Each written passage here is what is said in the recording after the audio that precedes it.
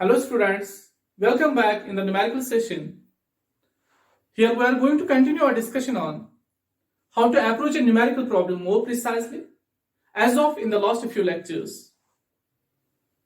Here this lecture aims at developing the chemistry through numericals so that students will get more interested towards the subject matter of chemistry and they will get explored to the true essence of chemistry as a disciple of science.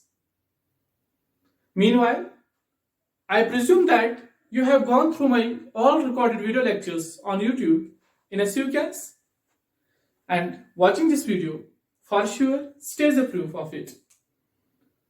So for this lecture, what you are required to do is that keep a notebook and a pen with you, stay calm, stay focused, write the question on your notebook, try to solve it by yourself, pause the video for that moment. So students, here is the question for you. तो question क्या है? देखो हमारे पास दो reactions हैं. एक reaction है N2 plus O2 gives 2 times NO और सारे के सारे रिएजेंट्स की फेज सेम है, दैट इज गैसियस फेज. और दूसरी रिएक्शन है 2 times NO plus O2 gives 2 times NO2. Here again all the reagents are in the gaseous phase. तो इन दोनों का इक्विलिब्रियम कांस्टेंट पहले रिएक्शन का है K1 और सेकंड रिएक्शन का इक्विलिब्रियम कांस्टेंट है K2. दो रिएक्शंस गिवन है. पहले रिएक्शन का इक्विलिब्रियम कांस्टेंट है K1, here I will write K1, और दूसरी रिएक्शन का इक्विलिब्रियम कांस्टेंट है K2, हियर K2. इन दो रिएक्शन को यूज करके हमें थर्ड रिएक्शन डेवलप करनी है जो कि है NO2 gives half of N2 plus O2. इसको हमें डेवलप करना है इन दो को यूज करके, और हाँ इसका इक्विलिब्रियम कांस्टेंट फिर बोलना है इन terms of K1 and K2. तो कल के लेक्चर में मैंने आपको कहा था, जो लास्ट लेक्चर था, कि जब भी आपको दो रिएक्शन से तीसरी रिएक्शन बनानी होगी, you look for those reagents which are uncommon. आप उस रिएजेंट के लिए देखो जो अनकॉमन है, क्योंकि उससे आपको आइडिया मिलेगा किस रिएक्शन के साथ क्या करना है. अनकॉमन का मतलब फॉर एग्जांपल यहाँ पे NO2 है, ठीक है, तो एक ही रिएक्शन में NO2 है ना, दैट इज सेकंड रिएक्शन. तो आपको आइडिया मिलता है ना कि यहाँ पे अगर ये NO2 प्रोडक्ट में था, यहाँ पे रिएक्टेंट में है, तो सेकंड रिएक्शन को किसी भी हाल में रिवर्स करना है, क्योंकि NO2 एक ही रिएक्शन में है, अनकॉमन है, दो में कॉमन नहीं है. तो NO2 पाने के लिए, यानी इस रिएक्शन में NO2 पाने के लिए सेकंड रिएक्शन को रिवर्स पहले करना है, ठीक है. तो इससे हमें आइडिया मिलता है. तो रिवर्स कर लो सेकंड रिएक्शन को in order to get NO2 so that the reaction get developed, ठीक है. तो मैं इसको जब रिवर्स करूंगा तो मुझे क्या मिलेगा, 2 times NO2 gives 2 times NO plus O2. लेकिन क्या मुझे 2 टाइम चाहिए था? नहीं, मुझे सिंगल 1 टाइम चाहिए, ठीक है. तो इसको डिवाइड बाय 2 भी करना है, ठीक है. तो कर लो इसको डिवाइड बाय 2 भी, तो ये नहीं आएगा, ये भी नहीं आएगा, यहां पे हाफ ऑफ O2 आएगा, ठीक है. तो मैंने सेकंड रिएक्शन को एक तो रिवर्स किया, दैट मींस एक तो इसका इक्विलिब्रियम कांस्टेंट बनेगा 1/K2, और उसके बाद उसी को डिवाइड बाय 2 किया तो इसके इक्विलिब्रियम कांस्टेंट पे रेज़ टू द पावर 1/2 हो जाएगा, ठीक है. सेकंड रिएक्शन को पहले रिवर्स किया तो आ गया इक्विलिब्रियम कांस्टेंट 1/K2, फिर रिवर्स करके मैंने डिवाइड बाय 2 किया तो इक्विलिब्रियम कांस्टेंट जो रिवर्स वाली रिएक्शन को आया उस पर रेज़ टू द पावर 1/2 होगा, ठीक है. तो इस हिसाब से मुझे एक रिएजेंट मिला, ठीक है, किसका, जिस रिएक्शन को मुझे डेवलप करना है या जिस रिएक्शन के लिए मुझे K' बोलना है. ओके, चलो इसका इक्विलिब्रियम कांस्टेंट K' है जो मुझे बोलना है. I have to find. Okay, अब look for the second reagent which is also uncommon. अब दूसरे रिएजेंट के लिए देखो जो अनकॉमन है, कॉमन वाला नहीं, क्योंकि अनकॉमन से आइडिया मिलता है, ठीक है, कॉमन से कोई आइडिया आपको नहीं मिलने वाला. सपोज आप O2 के लिए देखोगे, O2 इसमें भी है, इसमें भी है, कोई आइडिया नहीं मिलेगा. अगर आप N2 के लिए देखोगे, क्योंकि इस रिएक्शन में N2 है, सो N2 सिर्फ पहली वाली रिएक्शन में है, यू विल गेट आइडिया. अगर यहाँ पे N2 रिएक्टेंट है, यहाँ पे N2 प्रोडक्ट है, तो पहली वाली रिएक्शन को भी रिवर्स करना है ताकि N2 तभी मुझे क्या प्रोडक्ट में मिलेगा. तो पहली वाली रिएक्शन को क्या करना है, N2 ऑब्टेन करने के लिए, N2 as a product obtain करने के लिए मुझे इसको रिवर्स करना है. तो लेट इट बी रिवर्स, और इसको रिवर्स कर लेंगे. तो रिवर्स जब मैं इसको करूंगा तो मुझे निकलेगा 2 times NO gives N2 plus O2. लेकिन गौर से देखो, मुझे N2 नहीं चाहिए, मुझे हाफ ऑफ N2 चाहिए. तो इसका मतलब क्या, मुझे 1/2 से मल्टीप्लाई करना है या 2 से डिवाइड करना है. तो जब मैं 1/2 से मल्टीप्लाई करूंगा ये 2 नहीं आएगा, यहाँ पे 1/2 आएगा, यहाँ पे 1/2 आएगा, ठीक है. तो ठीक है, मुझे ये रिएजेंट तब मिलेगा. दैट मीन्स मैंने फर्स्ट रिएक्शन को पहले रिवर्स किया तो इसका इक्विलिब्रियम कांस्टेंट पहले 1/K1 बनेगा, उसके बाद उसको डिवाइड बाई 2 किया तो रेज़ टू द पावर 1/2 हो जाएगा। ओके, तो पहले रिएक्शन के साथ जो चीज मैंने किया था वही मैंने दूसरे रिएक्शन के साथ भी किया, क्योंकि रिएक्शन की रिक्वायरमेंट, जिस रिएक्शन को डेवलप करना था उसकी रिक्वायरमेंट ही ऐसी थी। तो पहले रिवर्स किया 1/k1, फिर हाफ किया रेज़ टू द पावर 1/2। इसी हिसाब से सेकंड को पहले रिवर्स किया 1/k2, फिर हाफ किया रेज़ टू द पावर 1/2। अब देखते हैं क्या ये जो मैंने नई दो रिएक्शन बताए, क्या इनसे डेवलप हो जाएगी कौन सी रिएक्शन जो मुझे एक्चुअली बनवानी है। ठीक है, दिस ओके, देखते हैं। देखो, एडिंग दीज टू रिएक्शंस, अगर मैं इन दो रिएक्शंस को ऐड करूंगा, NO2 NO2 एज सच रहेगा, NO के साथ कैंसिल हो जाएगा because this is reactant and this is product and nothing will cancel. So इसका मतलब रिएक्टेंट आएगा NO2, ओके, और प्रोडक्ट आएगा हाफ ऑफ N2, एक तो हाफ ऑफ N2 बचा यहां से और हाफ एंड हाफ फुल और O2 बचा। क्या ये वही रिएक्शन नहीं है जो मुझे ऑब्टेन करनी थी? NO2 gives half of N2 plus O2, तो इसका इक्विलिब्रियम कांस्टेंट होगा K डैश होगा बराबर, हमने फिर रिएक्शन इसको ऐड किया तो इक्विलिब्रियम कांस्टेंट मल्टीप्लाई हो जाएंगे, that will be equal to 1/k1 raise to the power 1/2 into 1/k2 raise to the power 1/2, that is K dash is equal to under root of 1/k1 K2। So क्या निकला हमें K डैश? Under root of 1 divided by K1। ठीक है, तो ये है इस क्वेश्चन का आंसर। सपोज अगर K1 9 होता, K2 16 होता, तो K डैश किसके बराबर होता? Under root of 1 divided by 9 into 16, which will be further equal to 1 divided by 3 into 4, 1/2। Okay, you got it? ठीक है, तो इसी हिसाब से क्वेश्चन को करना है, यानी जिस रिएक्शन को हमें बिल्ड अप करना है, बनाना है, गिवन रिएक्शन से हमें अनकॉमन वाला रिएजेंट देखना है। तो अनकॉमन वाले रिएजेंट से हमें ये चीज आइडिया मिलता है कि इस रिएक्शन के साथ क्या करना है, किस रिएक्शन का फेट क्या है। जैसे मुझे अनकॉमन था NO2, क्योंकि एक ही रिएक्शन में NO2 था सेकंड वाले रिएक्शन में, और मुझे बनाने वाले रिएक्शन में रिएक्टेंट की साइड था, मुझे इसको रिवर्स करना पड़ा, मुझे आइडिया मिला कि इसको रिवर्स करना है। फिर मुझे 1 टाइम्स था NO2, यहाँ पे 2 टाइम्स था, मुझे आइडिया मिला डिवाइड बाई 2 करना है। इसी हिसाब से N2 was only reagent in first reaction और मुझे प्रोडक्ट के साइड आना चाहिए था, मैंने इसको रिवर्स किया, मुझे आइडिया मिला इसको रिवर्स करना है। और उसके बाद N2 डिवाइड बाई 2 था, जिस रिएक्शन को बिल्ड अप करना था, मुझे आइडिया मिला मुझे डिवाइड बाई 2 करना है। फिर जब मैंने दो रिएक्शंस को ऐड किया, ऑटोमेटिकली सारे के सारे रिएजेंट्स एडिशन में वही रिएक्शन दे गए जो मुझे चाहिए थी, और मुझे मल्टीप्लाई करना पड़ा मॉडिफाइड इक्विलिब्रियम कांस्टेंट्स को and I get answer. It is so easy, किसी भी क्वेश्चन पे ये लॉजिक लगा लो, हर कोई क्वेश्चन इस हिसाब से सॉल्व हो जाएगा। ओके, ठीक है। नाउ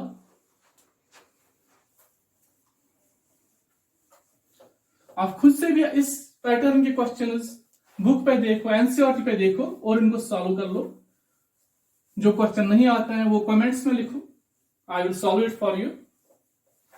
देखो, अब वो वाले क्वेश्चन जो इक्विलिब्रियम कांस्टेंट पे है, देखो यूजुअली इक्विलिब्रियम कांस्टेंट पे दो टाइप्स के क्वेश्चंस आते हैं। एक वो क्वेश्चन जिनमें हमें इक्विलिब्रियम कांस्टेंट का वैल्यू ही निकालना होगा फॉर ए रिएक्शन, यानी we have to find the value of Kc और the value of Kp for a reaction, and what is given to us. हमें गिवन क्या होगा? गिवन होगा इनिशियल कंसंट्रेशन और गिवन होगा किसी रिएजेंट की कंसंट्रेशन एट इक्विलिब्रियम, किसी भी रिएजेंट की concentration at equilibrium, not all, सबकी जरूरत नहीं है, एक ही अगर है काफी है। ठीक है, तो मैं फिर से रिपीट करूंगा कि जब हमें इक्विलिब्रियम कांस्टेंट से क्वेश्चंस आएंगे, एक टाइप के क्वेश्चंस ऐसे होंगे जिनमें हमें इक्विलिब्रियम कांस्टेंट इवैल्यूएट करना होगा, Kc इवैल्यूएट करना होगा, Kp इवैल्यूएट करना होगा, and given data will be the initial concentration of the reaction, reactants की initial concentration और concentration of any of the reagent at equilibrium, किसी reactant की concentration at equilibrium. Let us solve some questions on it. आपको idea मिलेगा कि कैसे solve करना है। देखो, सपोज एक क्वेश्चन है ऐसे, 15 moles of H2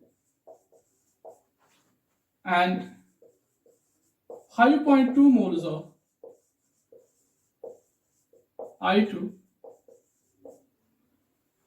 are mixed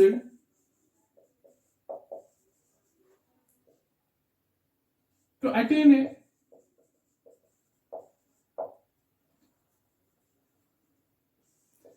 or mixed and allowed to attain a state of equilibrium.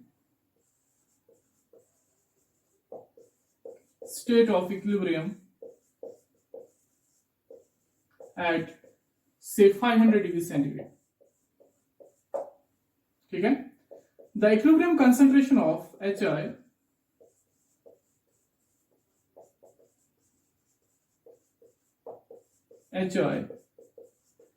is 10 moles. Find the value of Kc.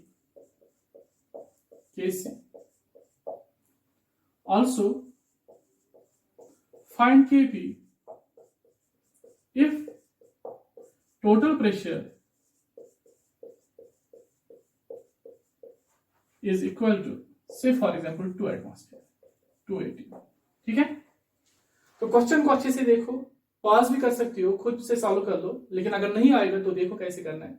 15 moles of H2 की इनिशियल कंसंट्रेशन गिवन है 15 moles, and 5.2 moles of I2 की भी initial concentration, initial moles given है 5.2 moles of I2 और mixed, इनको हमने mix किया एक वेसल में, क्लोज्ड कंटेनर में, and allowed to attain a state of equilibrium. जरूरी बात है कि अगर इक्विलिब्रियम अटेन करना है तो क्लोज्ड वेसल में ही होना चाहिए to attain the state of equilibrium at 500 degree centigrade. Reaction का जो टेंपरेचर है that is 500 degree centigrade.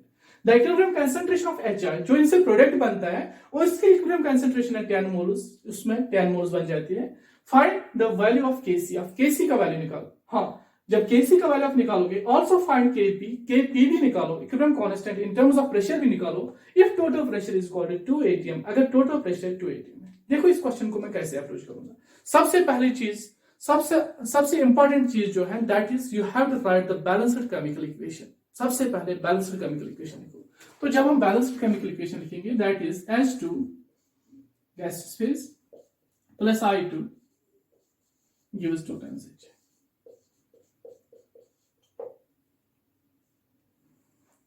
Then at T is equal to 0, जब रिएक्शन स्टार्ट हुई, यानी इनिशियली कंसंट्रेशन लिखो किसकी कितनी थी, H2 के कितने थे 15 moles, I2 के कितने थे 5.2 moles. ठीक है, और HI का इनिशियली 0.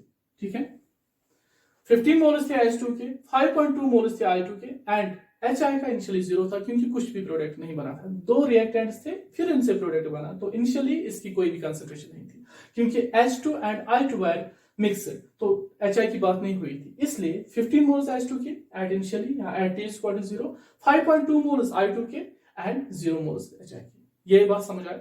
ये चीज जब आप लिखोगे, ये लाइन जब लिखोगे, उसके बाद आपको लिखना है at T is equal to T equilibrium. जब इक्विलिब्रियम आया तो क्या हुआ होगा, यानी 15 moles रिड्यूस हुए होंगे, इसका कुछ अमाउंट यूज अप हुआ होगा, कंज्यूम अप हुआ होगा, 5.2 से भी कुछ अमाउंट कंज्यूम हुआ होगा, एंड इसका कुछ अमाउंट बना हुआ होगा. क्योंकि रिएक्शन में क्या होता है, reactants gets consumed, reactants consume होते हैं and products get formed, products बन जाते हैं. तो 15 का नहीं रहेगा, इससे कुछ कंज्यूम हुआ होगा, it will be 15 minus something.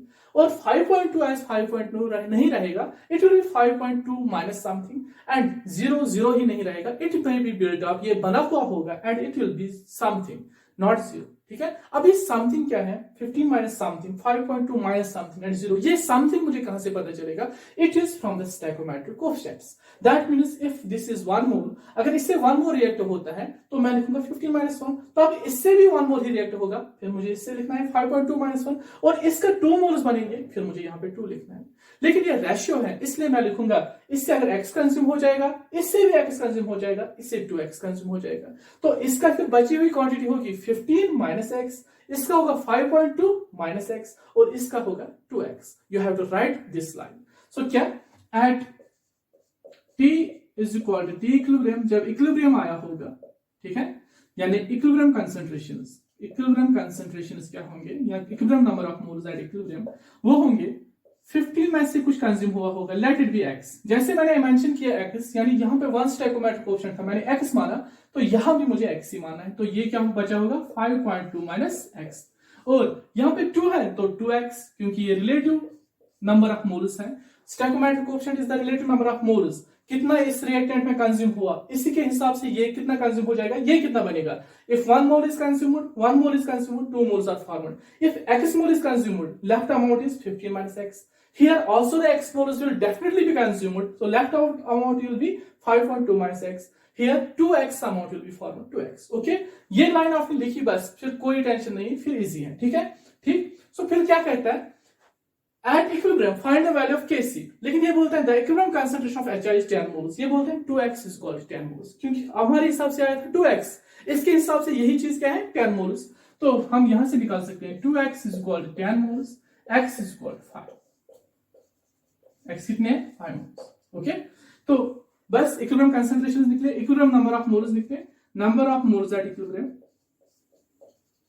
Moles at equilibrium कितने हैं 15 minus 5 that is 10, 5.2 minus 5 that is 0.2 moles, that here ये तो गिवन ही था 10 moles. ठीक, let the volume of container be V, क्योंकि यहां पर जो डेल्टा Ng है that is equal to 0, ये याद रखो delta Ng, number of gaseous moles of product that is 2 minus number of gaseous moles of reactant 1 plus 1 that is 2, and when delta Ng is equal to 0 volume has no effect, then number of moles and concentration that is same.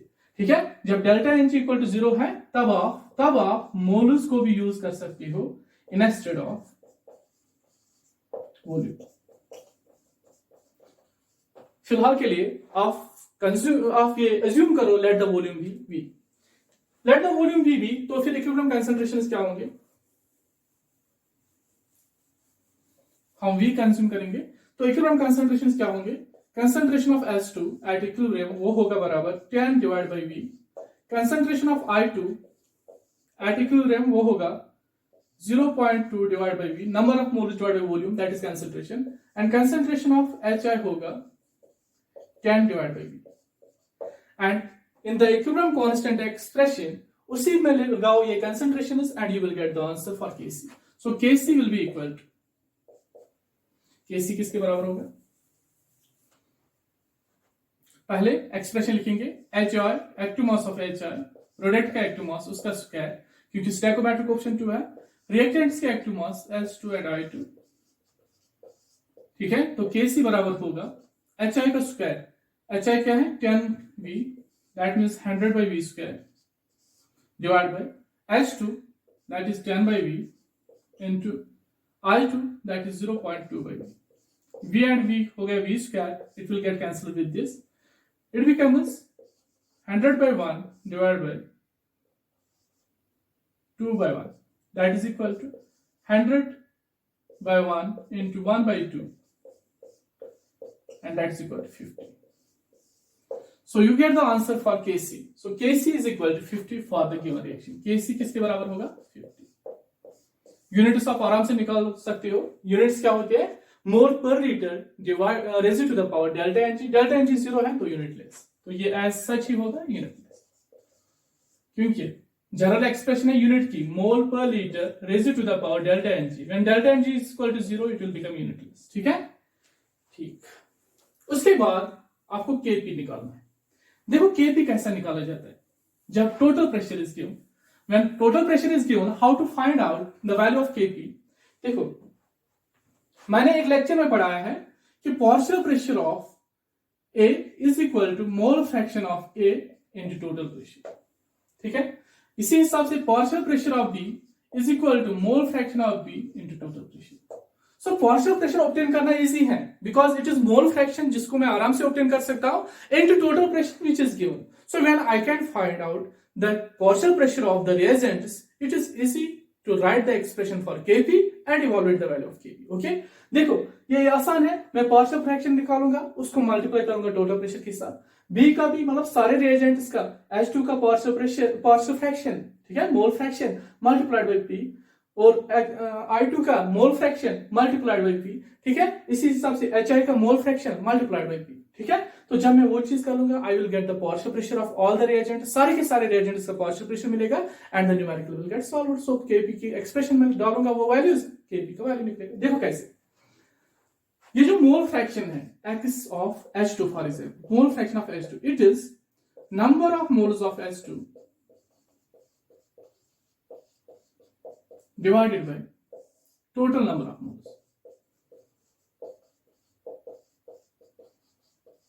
ठीक है, are you getting me? Number of moles of H2 divide by total number of moles. बोलो H2 के कितने moles हैं at equilibrium?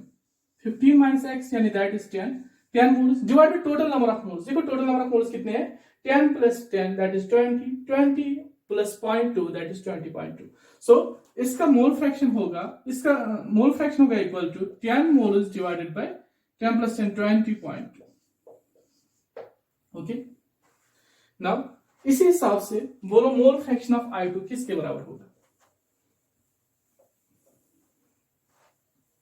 Mole fraction of I2.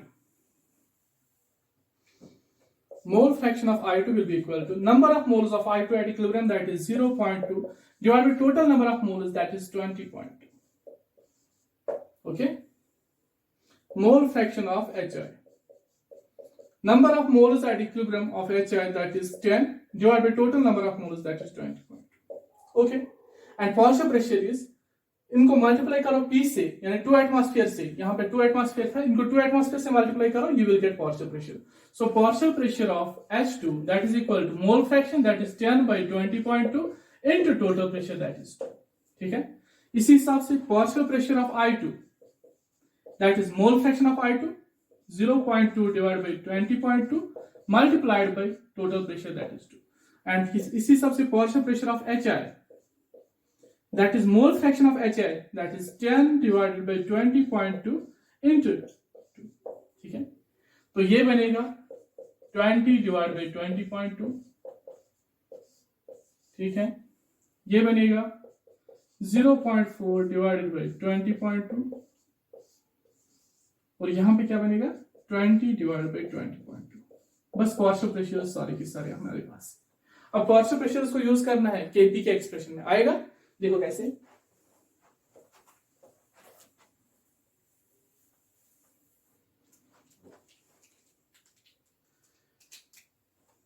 Kp is equal to partial pressure of HI उसका square divide by partial pressure of S2 into partial pressure of I2. Partial pressure of HI that is 20 by 20.2 का square divide by partial pressure of S2 that is 20 by 20.2 into partial pressure of I2 that is 0.4 divided by 20.2. Okay, तो ये चीज यानी ये वाला ये इसके साथ कैंसिल हो जाएगा, तो बचा क्या 20 डिवाइडेड बाय 20.2 इंटू ये रेसिप्रोकल हो जाएगा इंटू 20.2 डिवाइडेड बाय 0.4. ये इसके साथ cancel. This is equal to 20 divided by 4 by 10. That is equal to 200 by 4. ठीक है, 10 by 4 that is 200 by 4. 4 ones are 4, 4 5s are 20, 4 zeros are 0. Here Kp is equal to 50. और unit क्या होगा? ATM raised to power delta NT and that means unitless. Kp भी किसके बराबर निकला? 50 के बराबर. सो ये जो मैंने इतना लेंथी रूल दिखाया ये किसी और क्वेश्चन के लिए आप आराम से अप्लाई करोगे. और यहाँ पे आपको एक प्रूफ मिला, यहाँ पे आपको एक चेक मिला. आप जानते हो ये केस अगर डेल्टा एनजी इक्वल टू 0 होगा जो कि यहाँ पे था तो केसी इक्वल टू केपी, केसी और केपी बराबर निकलता है. तो केसी भी हमें 50 निकला था और केपी भी हमें 50 निकला. दैट मीन जो हमने केपी निकालने के लिए रूल अप्लाई किया दैट इज करेक्ट. ठीक है, वो अच्छा वो करेक्ट है. आपको बस ये करना है पार्शियल प्रेशर्स निकालने हैं, वो कि mole fraction multiply by total pressures निकलेंगे. ओके, इजी था. ठीक है, किसी भी क्वेश्चन को केपी निकालना होगा तो उसके मोल फ्रैक्शन निकालो सारे रिएजेंट्स के, टोटल प्रेशर को देखो, पार्शियल प्रेशर्स निकलेंगे, फिर केपी एक्सप्रेशन में वो पार्शियल प्रेशर्स यूज अप कर लो, you will get the answer. Okay, now going to second question of it.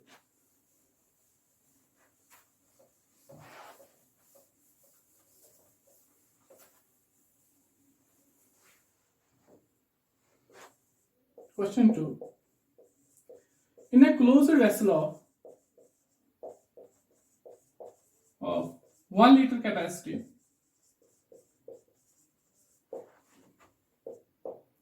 one mole of SO3 is heated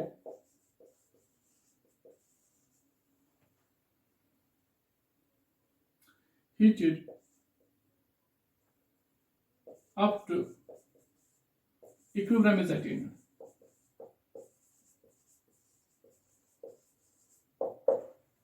ठीक है, in a closed vessel of 1 litre capacity, closed vessel है 1 litre capacity की, इसमें 1 मोल SO3 डाला गया था और इसको हीट किया जब तक इक्विलिब्रियम हमें नहीं मिला. Unless equilibrium is attained, then if at equilibrium the concentration of SO2 is 0.6 moles per liter. Find the value of Kc. Value of Kc. यानी फिर से हमें इनिशियल कंसंट्रेशन की दी गई है रिएजेंट की, उसके बाद हमें इक्विलिब्रियम कंसंट्रेशन दी गई है किसी एक रिएजेंट की और हमें Kc पूछा गया है. Same pattern question. कैसे करेंगे? सबसे पहले हम रिएक्शन लिखेंगे. तो रिएक्शन इसकी क्या है? दैट इज SO3 डिकम्पोज हुआ SO2 में प्लस O2 2 टाइम्स. ठीक है. देखो एट T इक्वल टू 0 ये कितना था 1 मोल, और क्योंकि सिर्फ वेसल में SO3 रखा गया था ये 0 मोल और ये 0 मोल. ठीक है. At T equal to T equilibrium reactant consume हो जाएगा. डेफिनेटली रिएक्टेंट कंज्यूम हुआ होगा, ये रिएक्टेंट कंज्यूम हुआ होगा, लेकिन कितना अमाउंट कंज्यूम हुआ होगा, यानी 1 नहीं रहा होगा, 1 से कुछ निकालना है, 1 से कुछ सब्ट्रैक्ट करना है, लेकिन कितना सब्ट्रैक्ट करना है. ठीक है.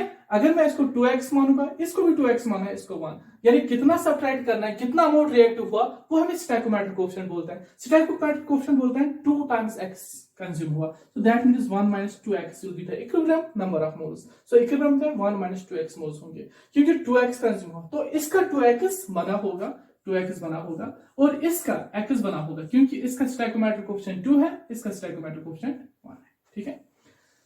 सो एट इक्विलिब्रियम ये क्या बोलता था? Number of moles of SO2 is equal to 0.6. Number of moles of SO2, moles of SO2 वो कितने हैं 0.6. तो that means 2x is equal to 0.6, क्योंकि हमारे हिसाब से number of moles of SO2 होने चाहिए 2x, और इसके हिसाब से 0.6 से इक्वेट कर सकते हैं. 2x is equal to 0.6, x is equal to 0.3, x क्या है 0.3. तो बोलो यहां पे 1 minus 2x, 1 minus 0.6, तो यहां पे क्या बचेगा? Equilibrium concentration. Therefore equilibrium number of moles, यहां पे 1 minus 0.6 दैट मींस 0.4 है इसके, 2x यहां पे सीधे 0.6, x यहां पे 0.3. ये है इक्विलिब्रियम नंबर ऑफ मोल्स. क्योंकि वॉल्यूम है 1 लीटर, तो जब इनको 1 से डिवाइड करूंगा we will get the concentrations at equilibrium and that will become again the same, वो सेम रहेंगे. तो कंसंट्रेशंस और नंबर ऑफ मोल्स इस वक्त सेम है. ठीक है. तो सीधे इसको Kc में पुट कर सकते हैं. तो Kc किसके बराबर होगा? Kc is equal to SO2 उसका square into O2 raise power 1 divided by SO3 उसका क्यूब, सॉरी उसका square. It is according to law of chemical equilibrium. Products का एक्टिव मास को मल्टीप्लाई किया, रेज़ टू द पावर दिया stoichiometric coefficient 2 and 1. Denominator में reactant का active mass आया, raise to the power it is stoichiometric coefficient यानी SO3 raise to the power 2.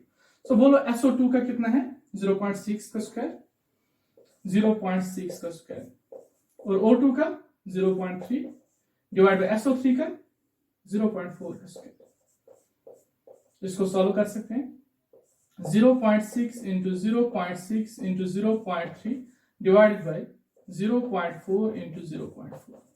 इस चीज को लिख सकते हैं सीधे 6 into 6 divided by 4 into 4, क्योंकि इसका 10 वो कैंसिल हो गई सारे. ये लिख सकते हैं 6/10, 6/10, 4/10, 4/10. जो इसको डिनोमिनेटर में 100 आया और इसको डिनोमिनेटर में 100 आया वो कैंसिल हुआ, और उसको लिखेंगे 3/2.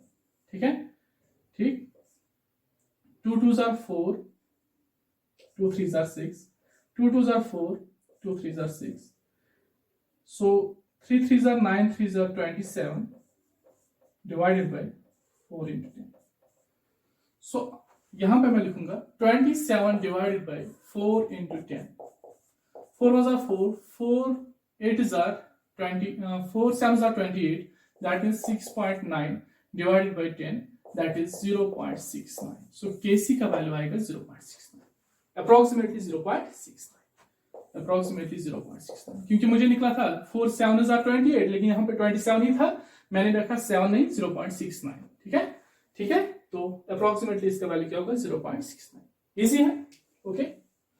एक और क्वेश्चन करते हैं इस पे,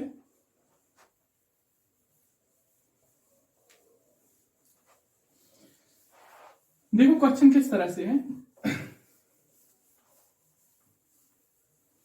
एक हाइपोथेटिकल रिएक्शन है a plus 2b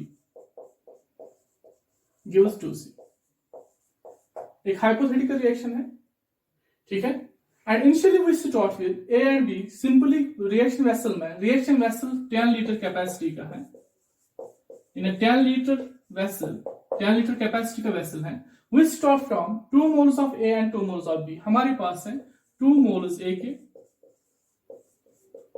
and 2 moles of b, ये है इनिशियल कंसंट्रेशन और b की, and at equilibrium we have 1 mole of c, at equilibrium 1 mole of C is left.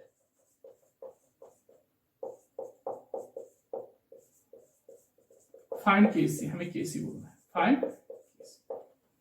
तो देखो कैसे, पहले मैं इनिशियल कंसंट्रेशन लिखूंगा, यानी T at T is equal to 0, initial concentration पे, यहां पे क्या है 2 मोल्स, यहां पे क्या है 2 मोल्स, और यहां पे क्या है 0 मोल्स, क्योंकि इनिशियली हमारे पास प्रोडक्ट नहीं था, रिएक्टेंट मिलके प्रोडक्ट बना रही है, तो A plus 2B ने फिर प्रोडक्ट बनाया, तो इनिशियली मेरे पास क्या था A और B था।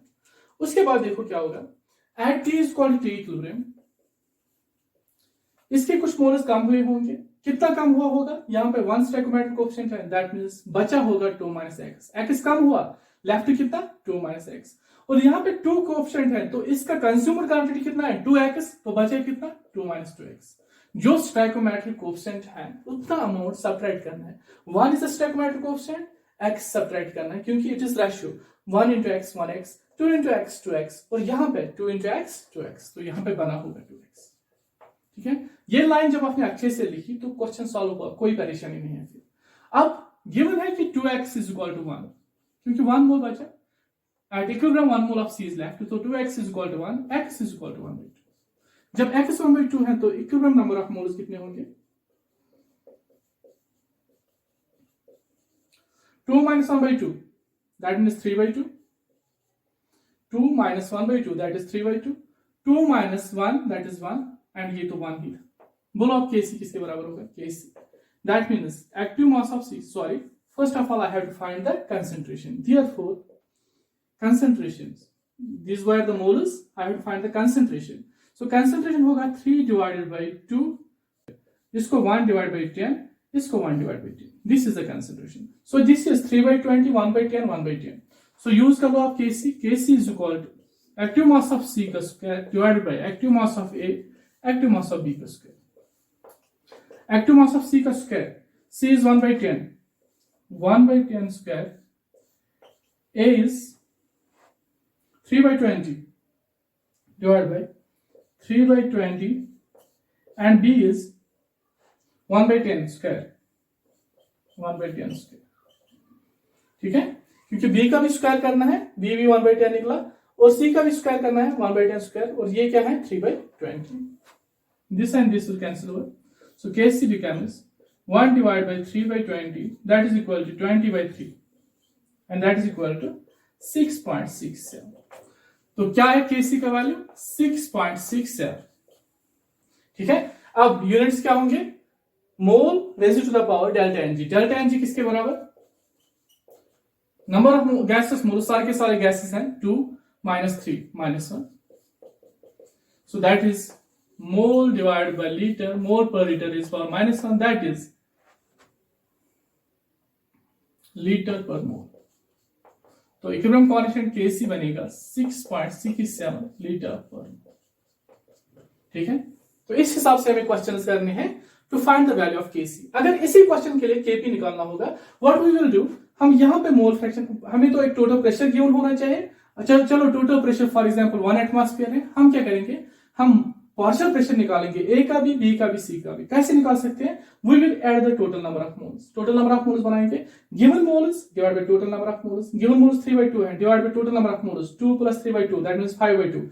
So 3/2 divided by 5/2, we will get the mole fraction of A। इसी हिसाब से मोल फ्रैक्शन ऑफ बी, इसी हिसाब से मोल फ्रैक्शन ऑफ सी। इनको मल्टीप्लाई करेंगे प्रेशर से, we will get the partial pressure of A, partial pressure of B, partial pressure of C, and then we can easily put it in Kp expression। I will show you how। Suppose we have to find the Kp also, हमें Kp भी करना है इसी equation का, and total pressure is 180। Pressure जो total है वो 180 है। देखो कैसे करेंगे। इक्विलिब्रियम नंबर ऑफ मोल्स ये हैं 3/2 A के, 1 है B का और 1 है C का। तो इनको ऐड अप कर लो, total number of moles, total number of moles at equilibrium, moles at equilibrium, that is equal to 3/2 + 1 + 1, that is equal to 7/2। ठीक है, 7/2 because it is 3/2 + 2, that is 3 + 4/2, 7/2 निकला है। Okay, therefore mole fraction of A, that is number of moles of A, वो है 3/2 divided by total number of moles, वो है 7/2, that will become 3/2 into 2/7, 3/7 है mole fraction of A। Mole fraction of B, that is number of moles of B 1/10 divided by total number of moles 7/2, sorry 1, not 1/10, 1, and that will become 1 into 2/7, that is equal to 2/7। 2/7 है B के moles. C की mole fraction क्या है? 1 divided by 7/2, because number of moles of C is 1 divided by 7/2, that is 1 into 2/7, that is again 2/7। Okay, so mole fraction निकला। Mole fraction को multiply करेंगे pressure, that will become the partial pressure. So इसको अगर P से multiply करेंगे, multiplied by N to P, it will become partial pressure of A। इसको multiplied by P करेंगे, ये बनेगा पार्शियल प्रेशर ऑफ B। इसको मल्टीप्लाइड बाय P करेंगे, ये बनेगा पार्शियल प्रेशर ऑफ C। क्योंकि P is 1, so mole fraction and partial pressure will be equal. सो यहां पे इन वैल्यूज को मैं यूज कर सकता हूं Kp एक्सप्रेशन में। तो चलिए Kp निकालते हैं। So Kp is equal to partial pressure of C का square divided by partial pressure of A into partial pressure of B का स्क्वायर। As of, जैसे कि हम कहां से देख रहे थे, law of chemical equilibrium। So Kp will be equal to partial pressure of C, that is 2/7 square, partial pressure of A, that is 3/7, and partial pressure of B, that is 2/7 square।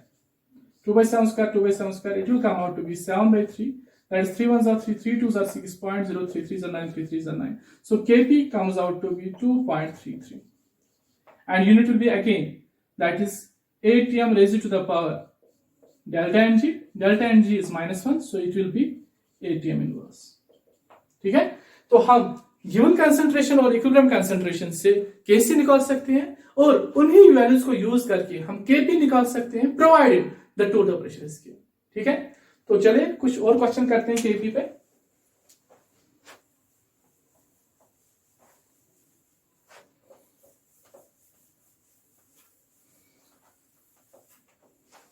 Suppose कर लो हमारे पास ये reaction है, MgCO3 gives MgO plus CO2। हमें बोलना है the value of Kp is, Kp का value क्या होगा। देखो जब मैं Kp की एक्सप्रेशन लिखूंगा तो प्रेशर सिर्फ गैसेस का कंसंट्रेशन में लेते हैं, सॉलिड्स का नहीं। सो Kp will be directly, Kp होगा बराबर पार्शियल प्रेशर ऑफ CO2। ठीक है, डायरेक्टली जो पार्शियल प्रेशर CO2 का होगा वही Kp होगा। ठीक है, क्योंकि सिर्फ एक ही गैस है इसमें, दैट इज CO2, इसलिए मैंने डायरेक्टली लिखा। ठीक है, एक और question,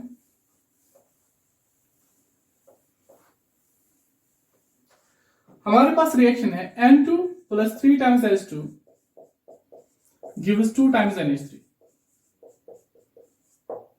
and initially I have 2 moles of N2, 6 moles of H2, and 0 moles of NH3. That means dinitrogen and dihydrogen gas in the ratio 1:3 or 2 moles of dihydrogen and 6 moles of 2 moles of dinitrogen and 6 moles of dihydrogen gas are taken in a container, ठीक है, किसी close container में, and allowed to attain a state of chemical equilibrium.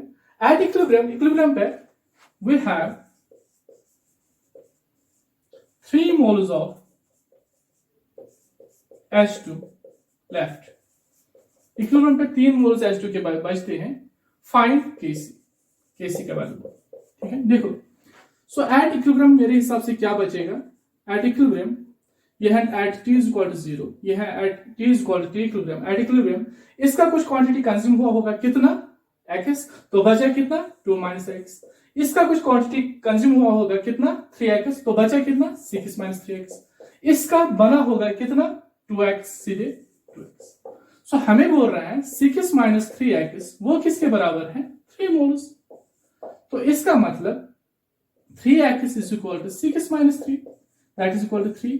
x is equal to 1. बस x निकला हमें, ये सारे के सारे इक्विलिब्रियम कंपोजिशन हमें निकलेगी. तो x is equal to 1. ये कितना बचा फिर इक्विलिब्रियम मोल्स, इसके 1 मोल, 2 - 1 1, इसके सीधे 3, इसके 2x is 2 into 1 2. So ये है मेरे पास 2, ये है मेरे पास 3, ये है मेरे पास 1. Suppose volume is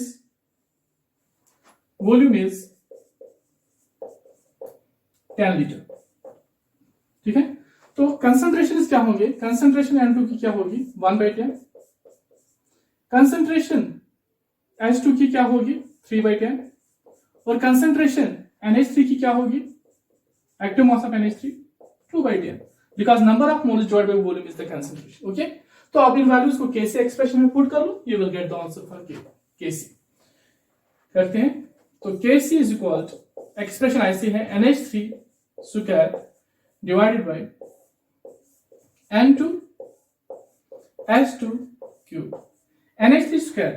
so NH3 square that means 2/10 square divided by N2 means 1/10 and H2 means 3/10 H2 cube. That means 4/100 divided by 1/10 into 27/1000. ठीक है, that means 4/100 into 10,000/27.